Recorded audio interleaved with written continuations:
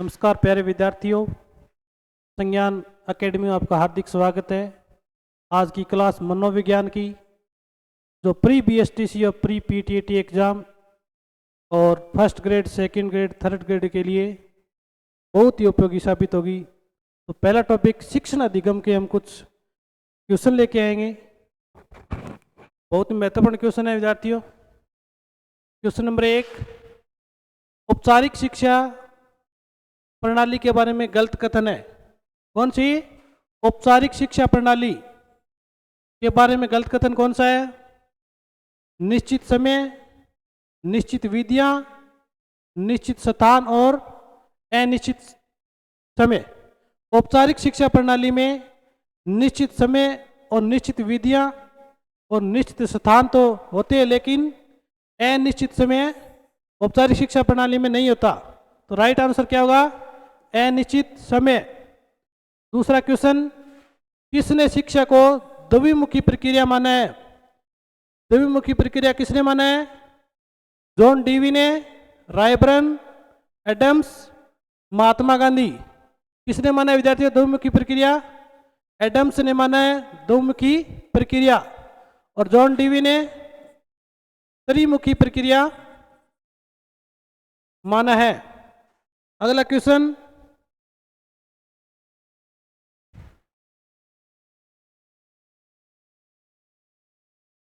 Ryburn ने शिक्षण की प्रक्रिया को क्या माना है? रायबर्न ने शिक्षण की प्रक्रिया को क्या माना?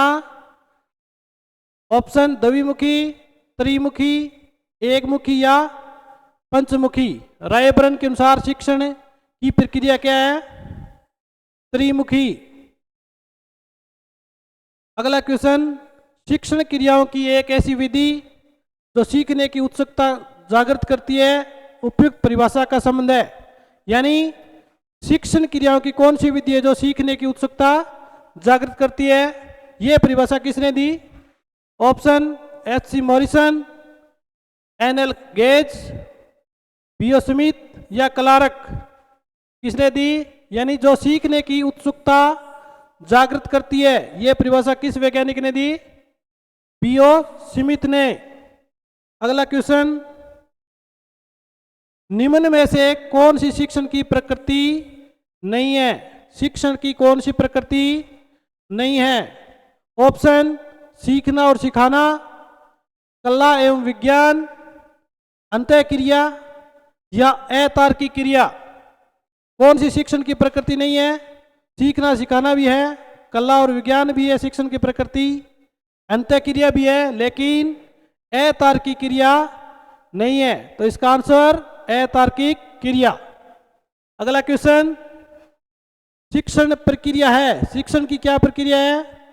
सामाजिक, मनोवैज्ञानिक, प्रतिक्रियात्मक या उपयुक्त सभी। शिक्षण प्रक्रिया सामाजिक भी है, मनोवैज्ञानिक भी है और प्रतिक्रियात्मक भी है। तो आंसर उपयुक्त सभी। अगला क्वेश्चन, निम्न में से कौन सी अच्छे शिक्षण की विशेषता नहीं है? अच्छे शिक्षण की विशेषता कौन सी नहीं है? संवेगात्मक स्थिरता प्रदान करना, सृजनात्मकता क्षमताओं का विकास करना, पूर्व ज्ञान पर आधारित या शिक्षक को अधिकाधिक क्रियाशील बनाना। अच्छे शिक्षण की कौन सी विशेषता नहीं है? कौन सी नहीं है? शिक्षक को अधिकाधिक क्रियाशील बनाना। अगला क्वेश्चन, विषय वस्तु के प्रस्तुतिकरण का संबंध शिक्षण की किस अवस्था से है? प्रस्तुतिकरण का संबंध शिक्षण की कौन सी अवस्था से है? ऑप्शन शिक्षण पूर्व कार्य अवस्था, शिक्षण मध्य या अंत्य क्रिया राज्य अवस्था या शिक्षणोपरांत या उत्तर क्रिया अवस्था या उपयुक्त में से कोई नहीं। विषय वस्तु के प्रस्तुतिकरण शिक्षण की कौन सी अवस्था है? शिक्षण मध्य एवं अंत्य क्रिया अवस्था, शिक्षण मध्य और अंत्य क्रिया अवस्था। अगला क्वेश्चन,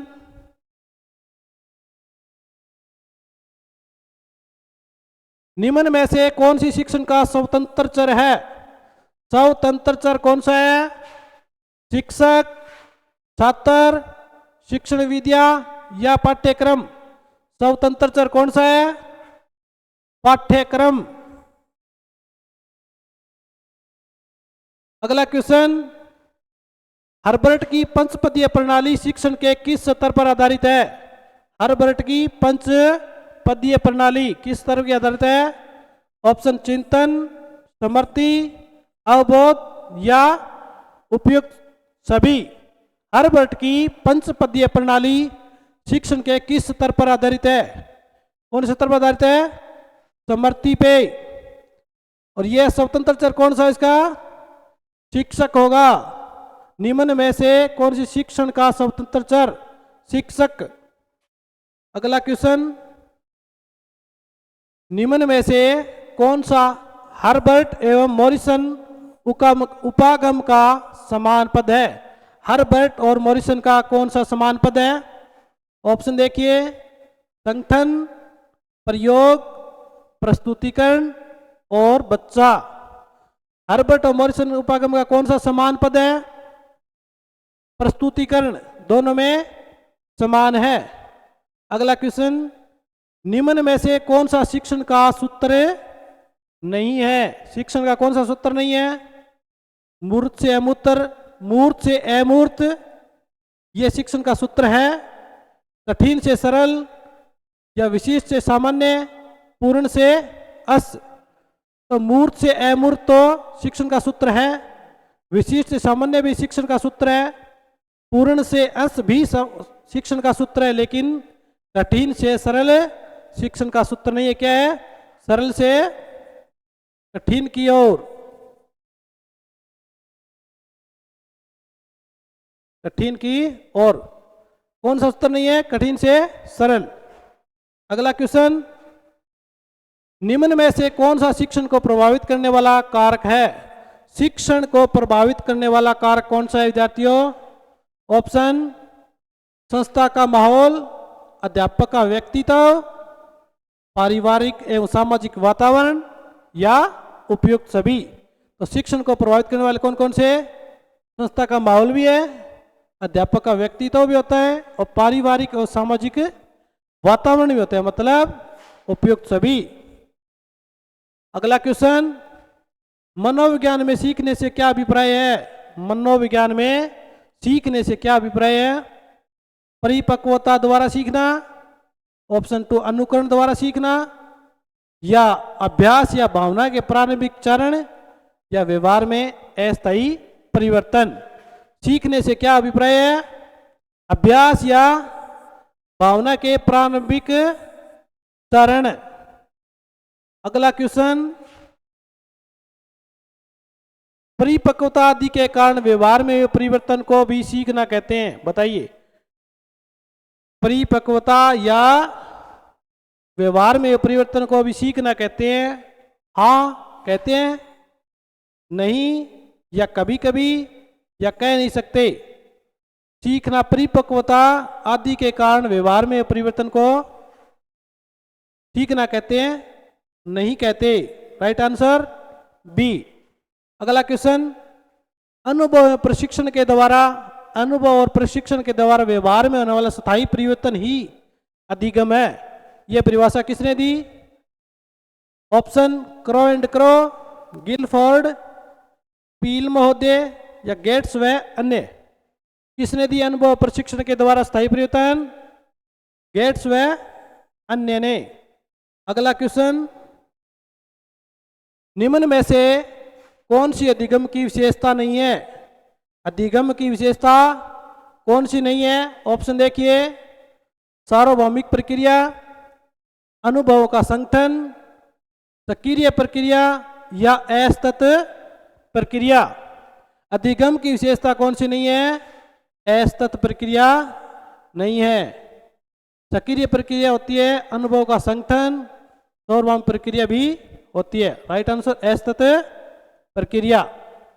अगला क्वेश्चन, थॉर्नडाइक ने सीखने के कितने प्राथमिक नियम बताए? थॉर्नडाइक ने सीखने के कितने प्राथमिक नियम बताए? कुल नियम बताए थे 8, जिसमें से 3 मुख्य नियम, और 5 गौण नियम। तो मुख्य नियम कितने बताए हैं? 3। अगला क्वेश्चन, अधिगम सिद्धांत के संदर्भ में गलत युग्म का चयन कीजिए। अधिगम सिद्धांत के संदर्भ में गलत युग्म का चयन कीजिए। ऑप्शन, सामाजिक अधिगम किसने दिया सिद्धांत? अल्बर्ट बांडुरा। प्रयास एवं त्रुटि का सिद्धांत थॉर्नडाइक। संज्ञानात्मक सांस्कृतिक लेव वाइगोत्स्की ने। सूझ या अंतर्दृष्टि सिद्धांत टोलमैन ने नहीं दिया था। गलत युग्म का चयन सूझ एवं अंतर्दृष्टि का सिद्धांत किसने दिया? कोयलर ने। अगला क्वेश्चन, आई के डेविज ने शिक्षण अधिगम व्यवस्था के कितने सोपान बताए? आई के डेविज ने कितने सोपान बताए? ऑप्शन ए 2, 3, 4 और 5। आई के डेविज ने अधिगम के कितने सोपान बताए हैं? 4 बताए हैं। Right answer C. अगला क्वेश्चन, विद्या एवं प्रवर्तक के संदर्भ में मिलान कीजिए। किंडरगार्टन पद्धति, खेल विधि, प्रोजेक्ट विधि, बुनियादी शिक्षा। बुनियादी शिक्षा किसने दी थी? महात्मा गांधी ने। किसने दी थी? महात्मा गांधी ने। Kindergarten Friedrich Froebel. Friedrich Froebel. और खेल विधि हेनरी कोल्डवेल कुक। और प्रोजेक्ट विधि किलपैट्रिक। ऑप्शन के हिसाब से पहले में 3, दूसरे में 4, तीसरे में 2 और चौथे में 1। Answer B right. यानी किंडरगार्टन पद्धति किसने दी थी? फ्रेडरिक फ्रोबेल ने। अगला क्वेश्चन, निम्न में से कौन सी बाल केंद्रित विधि नहीं है? बाल केंद्रित विधि कौन सी नहीं है? डॉल्टन विधि, खेल विधि, किंडरगार्टन पद्धति या व्याख्यान विधि। कौन सी बाल केंद्रित विधि नहीं है? डॉल्टन विधि भी है, खेल विधि भी है, किंडरगार्टन पद्धति भी है। कौन सी नहीं है? बाल केंद्रित व्याख्यान विधि, जो बाल केंद्रित विधि नहीं है। अगला question, the conditioner of learning पुस्तक का संबंध किससे है? The conditioner of learning important question है। किसके द्वारा लिखी गई है? Option Thorndike, Robert Gagne, Albert Bandura, Jerome Bruner. बताइए, conditioner of learning Robert Gagne के द्वारा लिखी हुई पुस्तक का नाम है। अगला question, management of teaching learning पुस्तक का संबंध किससे है? मैनेजमेंट ऑफ टीचिंग लर्निंग पुस्तक का संबंध किससे है? स्किनर, कोहेलर, आई के डेविज या क्लार्क हल। मैनेजमेंट ऑफ टीचिंग लर्निंग पुस्तक का लेखक कौन है? आई के डेविज। थॉर्नडाइक द्वारा प्रतिपादित प्रयास और त्रुटि का सिद्धांत किस पशु प्रयोग पर आधारित है? थॉर्नडाइक के द्वारा प्रयास या भूल का सिद्धांत किस पे आधारित है? ऑप्शन 1 मानुष, खरगोश, भूखी बिल्ली या कुत्ता। थॉर्नडाइक के द्वारा कौन सी है? भूखी बिल्ली, सफेद भूखी बिल्ली। Option C correct. अगला क्वेश्चन, रॉबर्ट गेने की अधिगम सोपानी की के संदर्भ में निम्न में से कौन सा सर्वश्रेष्ठ श्रेणी का अधिगम है? रॉबर्ट गेने के अनुसार कौन सा है? संकेत अधिगम, बहुविभेदन अधिगम, तीसरा समस्या समाधान अधिगम, चौथा शाब्दिक साहचर्य अधिगम। तो कौन सा है उच्च श्रेणी का? समस्या समाधान अधिगम। अगला क्वेश्चन, शिक्षण की उच्च प्रवृत्तियों में सम्मिलित है। शिक्षण की उच्च प्रवृत्तियों में कौन कौन से सम्मिलित है? ऑप्शन, दल शिक्षण, मस्तिष्क विप्लव, कार्यशाला या उपयुक्त सभी। शिक्षण की उच्च प्रवृत्तियों में कौन शामिल है? दल शिक्षण भी शामिल है, मस्तिष्क विप्लव भी और कार्यशाला भी, यानी उपयुक्त सभी शिक्षण की उच्च प्रवृत्तियों में। अगला क्वेश्चन, एडगर डेल का संबंध है। एडगर डेल का किससे संबंधित है? अभिकर्मित अधिगम से, ऑप्शन बी शिक्षण सहायक सामग्री से, अधिगम नियम से, या समर्थी स्तर से। एडगर डेल का संबंध किससे है? इंपॉर्टेंट क्वेश्चन है। एडगर डेल का संबंध शिक्षण सहायक सामग्री से संबंध है। अगला क्वेश्चन, अभिकर्मित अधिगम की विशेषता नहीं है। अभिकर्मित अधिगम की विशेषता नहीं है। ऑप्शन बड़े पद, या तत्काल प्रतिपुष्टि, या स्वगति अधिगम, या स्व आकलन। अभिकर्मित अधिगम की विशेषता कौन सी नहीं है? बड़े पद नहीं है। अगला क्वेश्चन, एलेक्स एम ओसबॉर्न प्रवृत्ति पर प्रमुखता से बल देता है। किस पे बल देता है? दल शिक्षण पे, सूक्ष्म शिक्षण, या मस्तिष्क विप्लव, या अभिकर्मित अधिगम। एलेक्स ओसबॉर्न किस पे बल देता है? मस्तिष्क विप्लव पे बल देता है। ये विद्यार्थियों को शिक्षण अधिगम के क्वेश्चन थे। नेक्स्ट क्लास में शिक्षण अभिरुचि के और ही इंपॉर्टेंट क्वेश्चन लेके आएंगे, तो सीटेट, पीटीटी और प्री बीएसटीसी के लिए महत्वपूर्ण साबित होंगे। धन्यवाद विद्यार्थियों।